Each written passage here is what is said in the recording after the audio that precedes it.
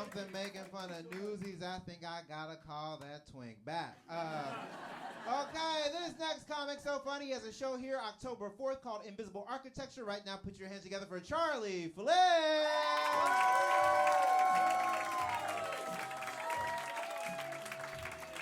Hi guys, how's it going? Amazing to be here. I heard there was a show called Pretty Major. I was like, that's awesome. Would have been a great title for a Cadet Kelly sequel.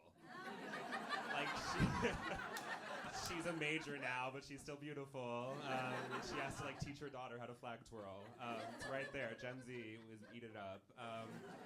How's everyone doing? I'm so excited to be here. I have to ask, are there any straight men in the crowd? Any straight men? Don't be scared. I don't use teeth. Okay, we got a few. I've been getting a lot of hate comments from straight men recently. Anything to add? Yeah. Been getting a lot of hate comments, mainly because I posted a video where I joked that sometimes they can be overly sensitive. That's my bad. I'm sorry. I'm listening and I'm learning. But these comments, they're making me very concerned. I'm concerned, like, not for my own safety, but a little more, like, existentially. I'm concerned, like, the alt-right, the manosphere, whatever you want to call it, guys, they have robbed us of a generation of creative writers. Because I'm reading their comments about how they want to, like, shoot me between the eyes, hunt my kind for sport. I have to say, I'm on the edge of my seat. What happens next? Your syntax is riveting. Like, get your ass out of the comment section and into the Iowa Writers Workshop. You clearly have a story to tell, and there are people there who will listen. Like, at least in the old days dealing with annoying people, we would, like, get the Catcher in the Rye out of it. Now what do we get? The Dak Shepard podcast? Something's gone wrong. Something's gone horribly wrong. Also, like, I don't generally buy into the whole, like, homophobic straight men are all secretly closeted thing. However, one of the comments I received said, sure, buddy, I think it's time to go pick up your PrEP prescription. Okay, queen. The library is open. But upon further inspection, guys, PrEP was capitalized correctly. The R was lowercase, folks. The R was lowercase. I was like, do you want me to grab yours while I'm there? Save you the trip. Queer solidarity. We keep us safe. Yeah. No. I'm a nanny. Technically a manny. I watch an 8-year-old boy after school every day through the bushes. No. It's not that kind of show. It's been a very rewarding experience so far. The other day I taught him how to draw the fancy S. You know what I'm talking about? I felt like I was like passing down oral history. Like, take this, you'll need it. 4th grade gets rough. But it has challenges too. He recently asked me, hey Charlie, what's 1 plus how much you weigh? Now that's a thinker. You know, buddy, I'm not sure, but I'm glad you're so curious. I recently, I started taking him to a musical theater class once a week. And don't worry, I tell his mom we're going to boxing, so it's all good. But it's been amazing to see how quickly I have become a stage parent. Because like week 1, we were going up the elevator to his class. I was like, don't be nervous, don't be shy, be yourself. You're gonna have such a good time. Week 2, we were going up the elevator. You can't do popular for your solo. No. Wicked is way too big right now. You need to stand out at the showcase. Like, I am becoming a monster in real time. I used to pick him up from school and I would be like, how was your day? What'd you have for lunch? Now it's just, tell me you haven't had any dairy. We're belting today whether you like it or not, young man. He's a good kid. I think he's gonna be a star. I was wondering recently, how many of the great works of art throughout history do you think mainly exist because a gay guy didn't have access to social media yet? Because, like, thinking about it, if I were around in, let's say, ancient Greece, I have to imagine I would have felt about Athena very similar to the way I feel about Lord in the current day, right? But to get that energy out, I can just kind of like tweet her lyrics with a gif of Abby Lee Miller. And I'm good. I go on with my day.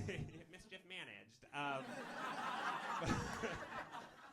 But I've realized, like, my queer elders didn't have that same privilege, did they? Had to sort of dedicate their lives to stonemasonry and build temples just to scratch the same itch. You've heard, like, this meeting could have been an email. I'm saying this wonder of the world could have been a fan cam. Like, that's all I can see now. Plus, have you seen how the statues stand? It's called contrapposto.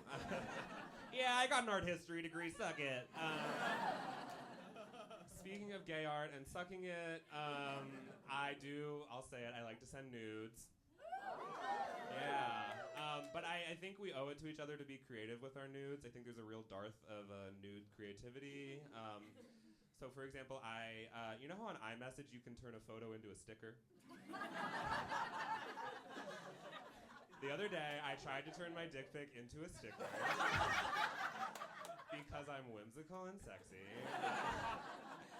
And it said, this object cannot be turned into a sticker. First and foremost, my body is not an object. Let's start there, Tim Cook. Second of all, now how the hell am I supposed to terrorize my boyfriend while he's at the office all day? Something's not adding up. But I quickly saw a silver lining in this situation, which was, at the very least, I now know my dick is normal enough looking for AI to recognize it as a dick. There's comfort in that. Usually I like to stand out from the crowd. In this case, I'm happy to just be one of the boys. If my shit was weird enough looking for, like, it to avert the algorithm, I don't think that would be, like, a win against big tech. I think that would be a loss for me and for my whole community. Which you're a part of now, I just want to say. We're all in this together. It's the decom set. Some of you get it, some of you are old. Speaking of which, I was actually born in 1999. Okay, I was born in 1999, and then some people go, yeah. It always happens. I was born in 1999, so that means I was alive for 9/11, but I don't remember 9/11. Cusp.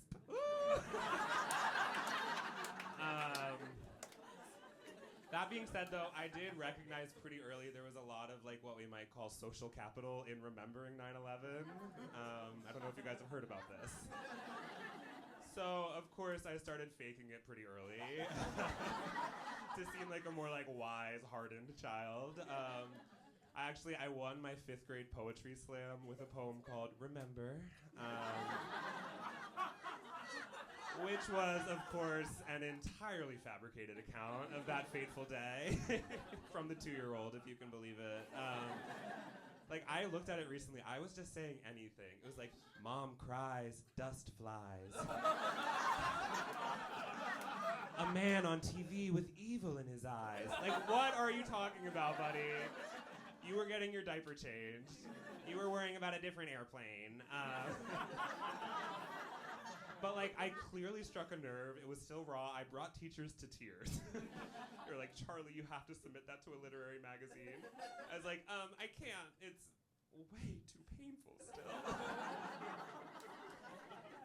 I do have to leave soon. I hate leaving. I actually have a thing where, like, every time I'm getting ready to leave a party, I will go up to every single person there individually, and I'll say, hey, I just wanted to let you know I think I'm going to Irish exit soon.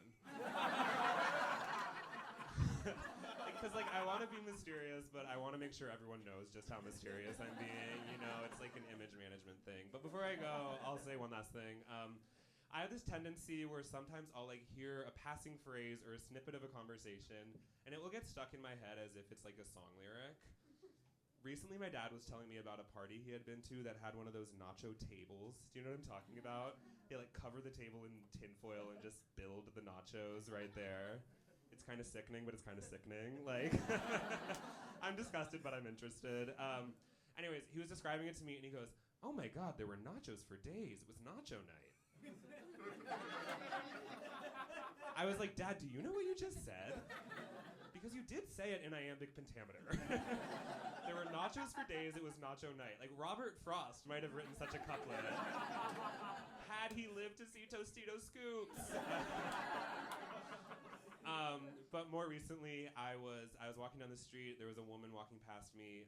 She was on the phone. All that I heard of her conversation was, "And I'm sad that we didn't get to go to Boise." That's a country song.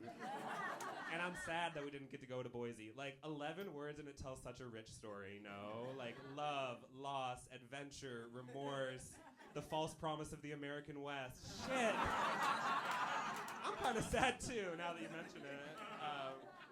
But then the one that really sticks with me, the one I'll never forget, when I was in college, I was at the bagel place in my college town. There was a mom there with 2 young sons. She's getting them ready to leave. She goes, "JP and Peter, did you finish your OJ?" Sit with it and imagine how my world stopped.